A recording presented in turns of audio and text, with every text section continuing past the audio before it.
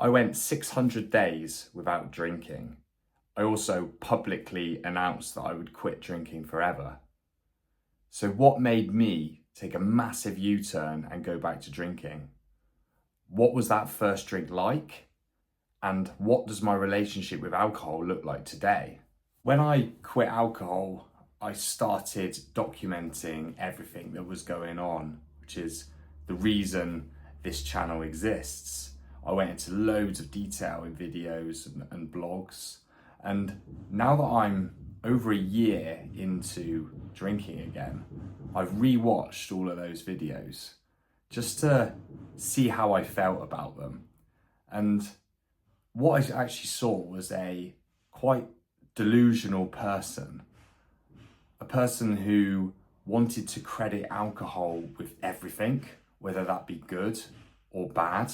The reality is that everything I talk about in those videos still happens. I feel pretty similar day to day. I'm still doing pretty much the same things. So what it means is that quitting alcohol didn't have as big an impact as I was giving it credit for in the day-to-day way of my life. However, it did result in two major changes in my life, which I'll get to at the end of the video. So why did I go back to drinking after making a big song and dance about quitting forever? I said multiple times that alcohol plays no further part in my life. And I really felt like I meant it at the time. So what happened? I first started having serious thoughts that I might drink again around the 500-day point. So I want to make it clear that I didn't then just rush straight back into it. I still had another over 3 months contemplating that to be sure that that's what I wanted to do. And what I'm about to say is different for everybody. So this is in no way advice to go back to drinking if you're on a break or have been off it for a long time, because a lot of it comes from a self-awareness. And the reason I was having the serious thoughts is because I noticed that it wasn't actually enhancing my life anymore. I'd removed all of the fun and spontaneity out of what I was doing. I'd replaced drinking with this constant expectation and waiting for good feelings to happen and the benefits of being off alcohol. So my mind was in no way decluttered. Now, to really understand, why I then went back, you have to go back to why I quit. And that was to work on my health, my relationships, and my productivity. All of those three were in a great place after those 600 days. But what I'd now done is I'd experienced everything that I had previously experienced whilst under the influence of alcohol without being drunk. Whereas before in my life, there were certain things, certain situations where I'd never experienced them sober. Now I felt like I've done that and enjoyed them. And watching the videos back, I can see that the longer I took off alcohol, the more space I freed up for good habits to come into play and to feature in my life. Things such as getting up early, eating well, running every day. And there had to be a point where I stopped listening to others and just really listened to myself and understood myself. And the reason I had the confidence to go back and drink again was because I understood two things about myself. The first was that I am not an alcoholic, and I don't actually agree with the concept when it relates to me, because that removes all control out of the situation, and I believe I have complete control. I stopped once and I could stop again. It's as simple as that. And all I'd really done in taking alcohol out of my life was replace it with something else, which was a relentless obsession with health and fitness. And that is a really positive thing because the byproducts are much better than if it's alcohol that's your obsession. But how that manifested itself in the day-to-day for me was exactly the same in terms of the overthinking and how, you know, living with my own brain is. But it had made me more isolated, less social. So I was losing all of the fun and spontaneity out of my life. And I caught myself realizing that I'm just having a very all or nothing approach to everything. And I started challenging myself, as I like to. Does it have to be all or nothing? Can you also be healthy and get fit whilst enjoying a drink with your friends and family? And the reason I've taken over a year to post any video like this is because maybe there was a chance that I could have gone back to my old ways, even though I strongly believed I wouldn't. But I can now sit here a year later and say that I am doing all of those things together.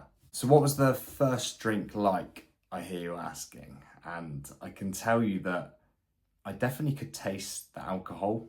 When I've been drinking 0 beers for almost 2 years, that was the first thing I noticed, was the taste of alcohol. I can't say it was that nice, but the merry feeling was quite strong.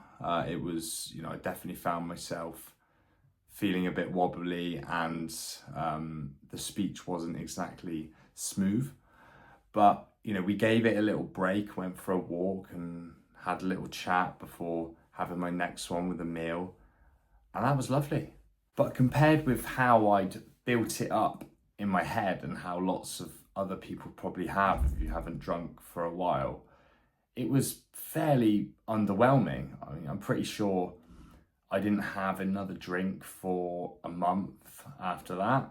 And I just had my mind at ease knowing that I wasn't the person who doesn't drink anymore. I was the person who drinks occasionally when they want to. Probably more importantly and more interestingly, what does my relationship with alcohol look like today, a year after going back to drinking? The trajectory of how much I drink has definitely increased. I'm not gonna skirt around that. It's nowhere near what it was before.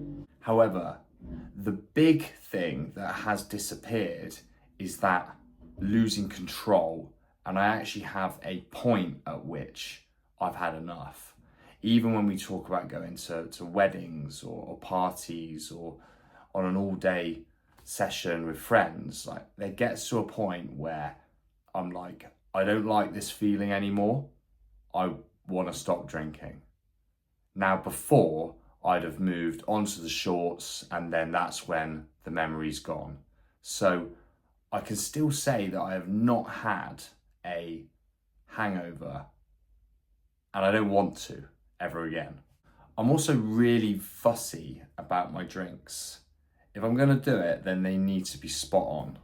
So no longer are the days where I'd have a warm can of Foster's in the park, or I just drink some wine just to get me drunk, even though I don't like the taste. No, it has to be a crisp, cold pint of a lager I like and some good company to share it with. I also find that I have to be in the right state of mind to have a drink. So before, and where I probably noticed it getting too much, was when I was using it to cope with boredom. So I'd almost be taking a negative state and then trying to drink my way out of it. Very often I'd see that it actually just enhances the state you're in. And that's the awareness I have now. I don't want to be a person who drinks in a bad state of mind, because I think that's a slippery slope. All in all, I feel in a great place. Some people are going to tell me that I've opened the door that was previously closed. But like I said, I stopped before. I could stop again when it's affecting other areas of my life. So there are two big life factors now that will prevent me from ever letting it get too far. The first is becoming a dad. As everyone will know who's been through it, babies do not care if you're hungover or if you're not feeling up to it. They still demand the same love and energy regardless of how you're feeling. So to intentionally bring yourself into a state where you can't do that and you can't perform as a parent, that's just not something I'm willing to do. I now know myself so much better as a result of removing that mask that was alcohol, that this is where I feel like I can help others who are similar to me. The other thing is I have become obsessed with fitness, mainly running and getting faster and improving my running. Now, drinking a lot and improving your fitness are not compatible. Some people may have found a bit of a recipe, or they might just be the exception that can get away with it, but I know I couldn't. So if I ever were to see that alcohol is making me miss a session, a run, then that's too far for me. But the purpose of getting fitter and healthier is so much stronger than the need to drink that, again, I don't see it ever happening. I want to make it clear that this is where I do credit quitting alcohol, because it allowed me the space to bring in this passion for running. And now that is there, is so much stronger than the need to drink, that it literally puts a stop on me ever going too far. I'm not naive to think about what are the eventualities when you stop running or you get an injury. Like, now that you drink, doesn't that present a risk that if you don't have running, then alcohol comes in again? I'm not naive enough to know that that is a risk. But like I said, I believe I have control over it. And the running obsession is what led to the other realization that, and big benefit from quitting alcohol, and that was just accepting myself rather than having to change myself all the time. Like I said, I don't believe I'm an alcoholic. I don't. But there are aspects of my personality that mean I tend to drink more than the average person. Notably, I'm usually chasing a high in some regard, whether that be from the feeling I get after a run or the nice feeling I get after having a drink. So I know that I'm a bit of an all or nothing person, and that presents its challenges, but it also has its massive benefits in terms of helping me achieve what I want to achieve. Which leads on to the reframing of the channel. So now it's not specifically for people needing to take a break from alcohol, although this could be something that is a byproduct of, being a similar person to me. I like to feel like I can help with the experience I've had. But it's for people who want to strive for consistent progress and tend to get obsessed with things as a byproduct of that. Whereas before, the content was focused on quitting alcohol and what that experience was like, it's now going to be on the things that I'm going through and that I think will help people that are similar to me. So right now, it is on improving fitness and also having fun doing this whilst you have a career and a family. So if you've got to this point and that doesn't sound interesting anymore, then feel free to unsubscribe, because I don't want to be cluttering your feed with pointless content. But if it does sound like you and you see a little bit of yourself in me and you do want to get fitter and run faster, then I'll be keeping you updated with all of my progress, and all of the learnings I'm having I will be passing on to you so that you don't make the same mistakes I have. Be obsessed with things and have big goals and ambitions, but not let it take over other areas of your life and negatively impact them. So if that's you, please like and subscribe. There'll be more to come.